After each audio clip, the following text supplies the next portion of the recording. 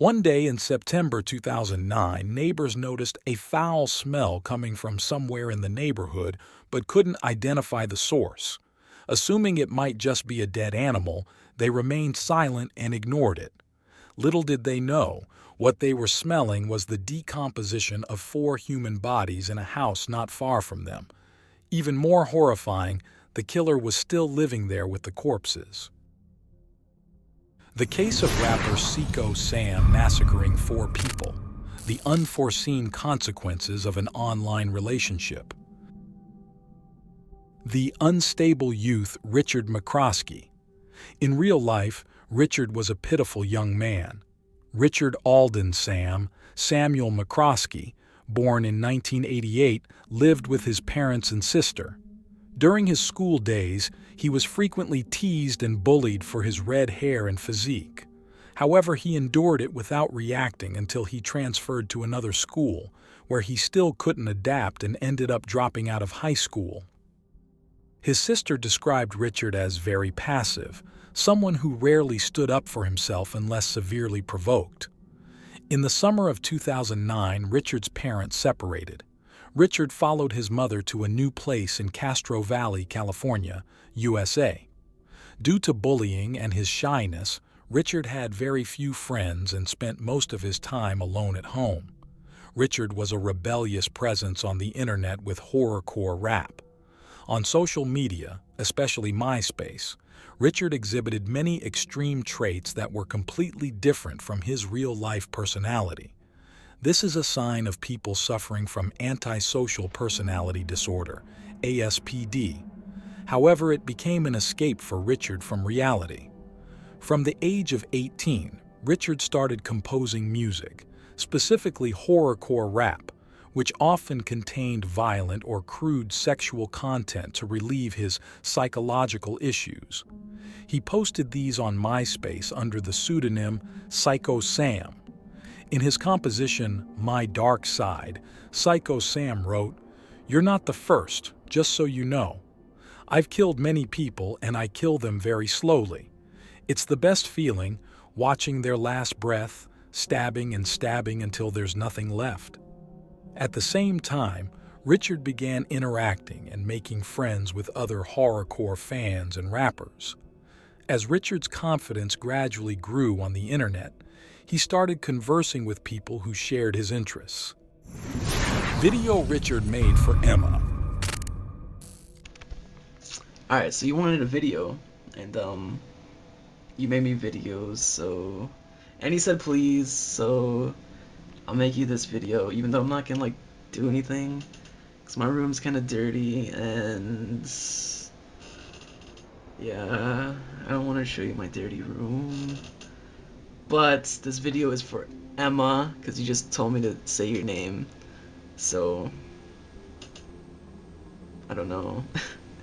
I'll make you another video once clean, I promise. Unless you just want to see my wall, because that's not dirty. But behind me is dirty, so that's not good. Alright, this video is for you, Emma. The ragdoll, amazing ragdoll, and I really don't know what to do for you on video, so I guess I'll show you my room a little bit if that's what you want to see. First off, we got my door, then we got my addiction for energy drinks, and then we got my small underground CD collection going on right here, and then we got my wall of awesomeness that I call it. Lots of posters and flyers and a Hatchet Man charm and random stuff. A hatchet. Oh no, the battery's dying. Rebellious girl Emma Kelly Niederbrock. Emma was born in 1992, living with her father, Mark, and mother, Deborah, in the city of Farmville, Central Virginia, USA. Emma's father, Mark, began serving as a pastor at Walker Presbyterian Church in Hicksburg, Virginia, in 2003, while her mother, Deborah, was a professor of sociology and criminal justice at Longwood University in Farmville. In early 2009, Emma's parents divorced. When Mark moved out, the young girl stayed with her mother. Emma, homeschooled since middle school, was known to be sociable and versatile. However, as she entered puberty, coinciding with her parents' divorce, Emma developed rebellious tendencies. Immersing herself in a new culture, she dyed her hair pink, began wearing heavy makeup, and like many teenagers, spent a lot of time on the internet, mainly MySpace. She started listening to horrorcore music under the name Ragdoll. It was on MySpace that Emma met Melanie Wells, an 18-year-old girl. Upon their first meeting, the two quickly became very close friends. Richard and Emma, an online love story. Originating from rap music. Emma, 15 years old, met amateur horrorcore rapper Richard with the alias Seco Sam, 19 years old, on MySpace. As they lived quite far apart, they started talking regularly online and over the phone. By 2009, Emma, 16 years old, and Richard, 20 years old, they had expressed daily affection for nearly a year. Richard considered Emma his girlfriend at this point, but it seems Emma wasn't serious about it, as she was still too young to seriously start a relationship. They had never met in person, but clearly developed intimacy through messaging and sharing everything in life. Until one day, a day-long horror festival named Strictly for the Wicked was to be held in the city of Southgate, Michigan, USA on 12/9/2009. Emma and her closest friend Melanie Wells planned to attend. She also invited Richard along and thought this would be a great opportunity for them to meet for the first time. However, Emma's parents were concerned about their 16-year-old daughter going to a festival with a boy 20-year-old whom she had only talked to over the phone. So, to be more reassured even though they were divorced, Mark and Deborah decided they would drive their daughter Emma and her friend Melanie and Richard to Southgate. The two grandparents would explore the city while the festival was going on. Emma realized she had made a discordant mistake. A few days before the concert, Richard flew about 4,200 kilometers from California to Virginia, where Emma lived, and finally met his online sweetheart. However, when Emma first saw Richard on the day he arrived at her house, she wasn't impressed. Clearly, he had tried to change his appearance from the photos on MySpace. In reality, he looked much younger than his 20 years and quite diminutive. Richard wore an oversized black hoodie and baggy black pants, his red hair falling straight down his forehead. Emma didn't find him remotely attractive beyond his appearance. Richard also portrayed himself as quite immature, almost like a teenage boy. Emma was polite but distant with Richard, quite different from before. If there had been any signs that she wanted a relationship with him, this first face-to-face meeting clearly changed her mind. It's not an exaggeration to say that Emma and Melanie began to feel uncomfortable spending time with Richard. So, on 12/9/2009, the five of them, Emma, Melanie, Richard, and Emma's parents, endured an awkward car trip together. Upon arrival, during the middle of the concert, Emma intentionally left the concert area to distance herself from Richard. She flirted with other men there, exchanged phone numbers with them, and was caught by Richard being rather intimate, leading to an argument between them. Originally, Richard didn't hesitate to travel a long distance to meet Emma, but seeing her like this made him furious. The first sign of the calamity, the disappearance of her friend Melanie. The festival ended at 11 p.m. on 12/9. The next day, Emma, Melanie, Richard, and Emma's parents drove back to Farmville from Michigan. At 2:43 a.m. on Monday, 14/9, Melanie posted on her MySpace page, announcing her return home on Wednesday, 16/9. She seemed excited to be back in Virginia and mentioned missing everyone. After this post, Melanie went silent, causing concern among her friends and family. On Monday or Tuesday, Emma's parents failed to reach Melanie, raising their worry. By Wednesday, the day Melanie was supposed to be home, her absence prompted her father to drive 200 miles to Farmville. He rang the doorbell at Emma's house but received no answer after waiting for 7 hours. Unable to shake the feeling that something was wrong, Melanie's mother began calling anyone who might know Melanie's whereabouts. When they contacted another friend of Emma and Melanie, they learned that a young man named Richard had been on the trip with Melanie and Emma. They obtained Richard's phone number and spoke with him, asking about Melanie's whereabouts. However, Richard's hesitant and evasive responses left them disappointed and somewhat convinced that he was lying. On Thursday morning, 17/9, Melanie's mother called the police in Farmville, explaining the situation and asking if they could pass by Emma's house to check. The call between Melanie's mother and the police. Yes, I don't know who I'm for, who I need to talk to, or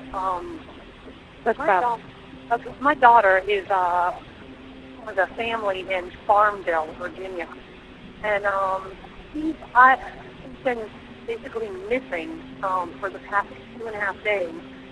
I can't get a hold of her. Her cell phone's turned off. What's worse is the girl that she was staying with.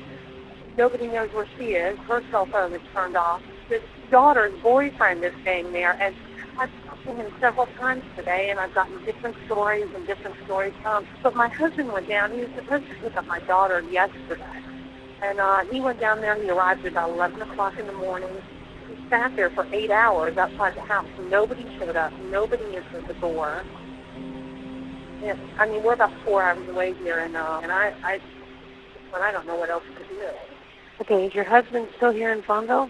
No, he's home. He came home. Oh, okay. He was going to head back down there tomorrow to pick her up, but everybody seems disappeared off the face of the earth, and I just don't know what to think. I checked the cell phone records with my cell phone company. The last time she used her cell phone, 1:28 in the morning on September 15th.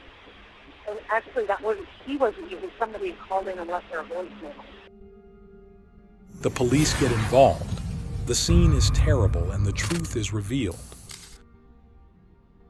On the morning of September 18th, Melanie's mother called the police again. She had reached her limit of patience and waiting because she hadn't received any useful information in the past few days. Finally, she managed to convince the police to return to Emma's house. Around 3:20 p.m. on Friday, September 18th, when the police arrived at Emma's house, they found the door unlocked and Richard, the person they had spoken to the day before, was gone. The police hesitated because without the homeowner's permission, they couldn't enter to check the situation. However, as they got closer to the door, an overwhelming stench hit them, unmistakably indicating death. Knowing that something serious had likely happened inside, the police immediately entered the house in line with their duty. One odd detail was why the police hadn't noticed the smell the previous day when they conducted the welfare check with Richard. It was possible that Richard had seen them approaching and stepped outside to talk to them at the door to avoid giving anything away. Inside the house, the police found 3 dead bodies in Emma's bedroom downstairs. Discovering these bodies allowed them to obtain a search warrant. After securing the warrant and searching the entire house, they found another body in an upstairs room. The faces of all 4 bodies were so disfigured that they were unrecognizable. It wasn't until September 21st that the victims were officially identified. The bodies belonged to Mark, Emma's father, Deborah, Emma's mother, Emma, and Melanie. According to the autopsy results, it appeared that the 3 women, Melanie, Emma, and Emma's mother, had been bludgeoned to death while they were sleeping in their beds. The murders occurred around 3 a.m. on September 14th, the day the family had just returned home from the festival. Mark was believed to have been killed around 5 p.m. on September 17th, the day he came to the house in response to Melanie's mother's concerns, and was attacked from behind. None of the victims showed signs of a struggle, and all had suffered severe head trauma. The criminal quickly ran away and the end came. In fact, before the police arrived and discovered the situation, at 4 a.m. on September 18th, Richard had stolen Mark's car and fled. He was pulled over by traffic police at that time and was warned for driving without a license. They confiscated the car and let Richard go. Richard then took a taxi to the airport. However, the taxi was stopped for speeding, but Richard remained unfazed, smoking a cigarette by the roadside as if he didn't have a care in the world. Up to this point, Richard seemed to have been quite lucky, but his luck was about to run out. Richard took a taxi to Richmond International Airport on the evening of Friday, September 18th, planning to stay overnight before catching a flight to California the next day. However, when the traffic officer realized that the wanted person was the same individual he had cited for driving without a license at 4 a.m. that morning, he provided the police with crucial information.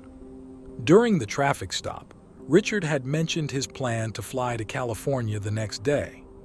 Early on September 19th, the police apprehended Richard while he was sleeping on a bench in the baggage claim area at Richmond International Airport. Verdict for Richard. Nearly a year later, on September 20th, 2010, Richard pleaded guilty to 2 counts of first-degree murder and 2 counts of capital murder, the most severe crime level. He also waived his right to appeal and was ultimately sentenced to 4 life terms in prison. The taxi driver who took Richard to the airport recalled that Richard appeared to be a fine young man, even though he had committed the murders 2 days earlier. At the time of his escape, Richard remained polite and expressed his deep love for Emma, stating how heartbroken he was when Emma rejected him shortly after they met.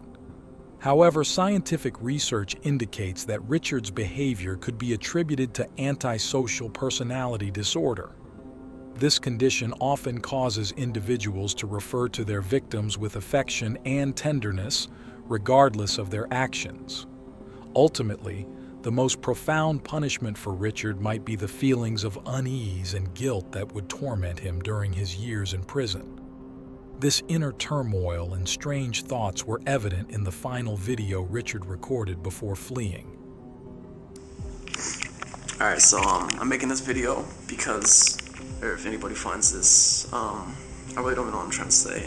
I'm breathtaking at what I've done, and I apologize. I know I'm gonna pay for my consequences. I wish that I could have not done this, but I just lost my mind. I snapped, and I did what I did, and I gotta pay for it now. My consequences. I'm like all shaky and stuff, but like, to anybody that finds this, tell my parents that like I love them, and I'm very sorry for doing this, and there's nothing really else to say. To everybody that is probably gonna hate me for this, I'm sorry, and I had to do it. My mind just snapped. I couldn't control it anymore.